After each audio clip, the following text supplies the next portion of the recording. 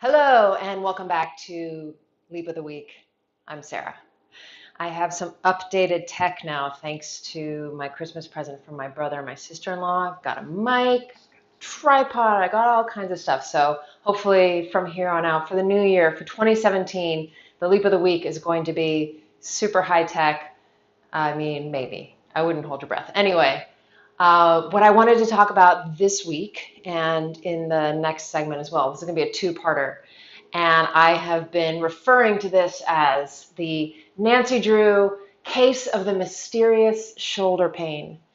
And this is a personal story because this is something that has happened to me in the past few weeks. And it was so bizarre the way that it happened and what it ended up being that I thought this would make other nerds might find this very interesting.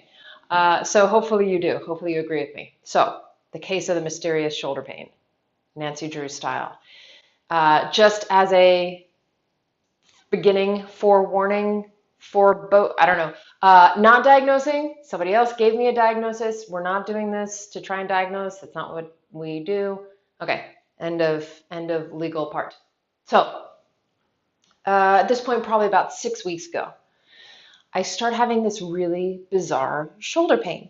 And what's bizarre about it is in two categories. Number one category of what's bizarre about it is it only happens in a really specific spot. It happens right here, right around the attachment of the deltoid. So I was like, well, did I strain my deltoid somehow? I mean, that would be like the most obvious first thought. Hashtag not diagnosing.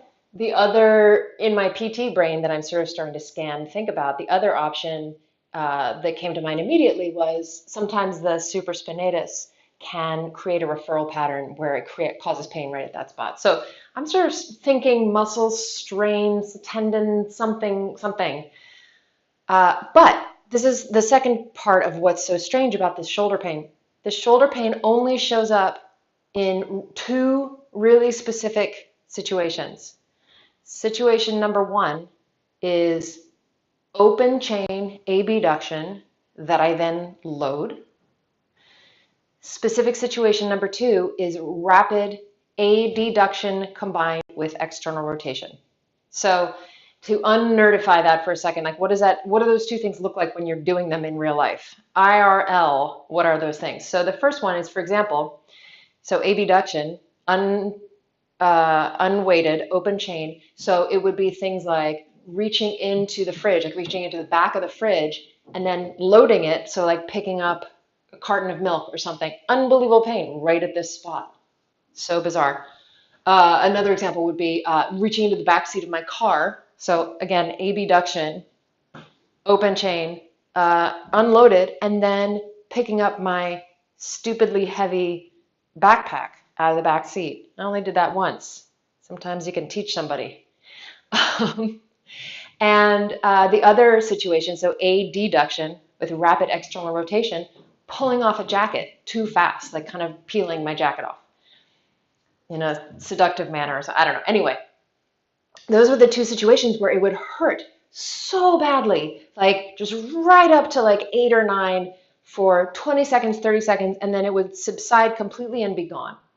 And I was just like, I don't know what the heck this is. This is so bizarre. So after a couple of weeks, I went to a orthopedic doctor, and he did the sort of typical barrage of movement things where you end up looking like the robot. And he told me that what I had was, drum roll please, early frozen shoulder.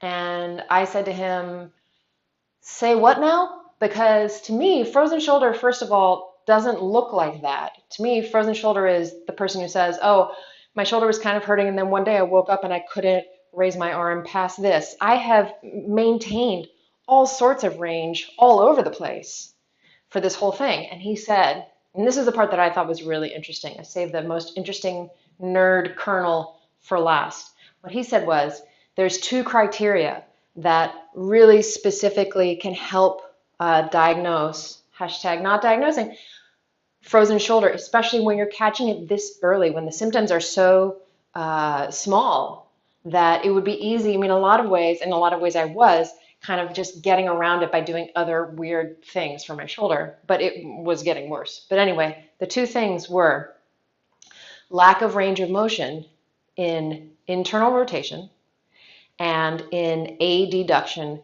with external rotation. And if you remember, that was one of the moves that hurt.